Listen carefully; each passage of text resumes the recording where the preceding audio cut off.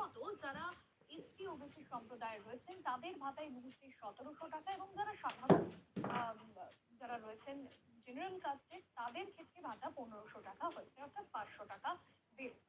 আর সেই জায়গা থেকেই প্রশ্ন থাকছে যে এই যে নতুন মার্চ অর্থাৎ মার্চ মাসে তারা কি এই ভাতাটা এই হারেই পাবেন, নাকি তাদেরকে আগের পুরনো হিসেবেই দিতে হবে? আর এই নিয়ে কিন্তু অনেকেই লক্ষ্মীর ভান্ডার নিয়ে এর আগেও যখন ভিডিও করেছে অনেকেই অনেক কমেন্টস করছেন, যেখানে তারা বন্ধুরা সবাই কোথায় গেলেন যে চলে এসো সবাই ঝটপট করে। তাদের ব্যাংক অ্যাকাউন্টে ঢুকবে সেই টাকাটা কি সেই পরিমাণেই ঢুকবে, নাকি টাকাটা আগে যেটা ছিল সেই হারেই টাকাটা ঢুকবে?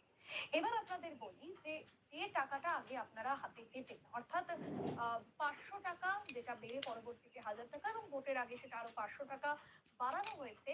এবার যেমনটা জানা যাচ্ছে যে এই টাকা কিন্তু মার্চ মাসে এই হারেই ঢুকবে, তবে আপনাদেরকে অপেক্ষা করতে হবে এবং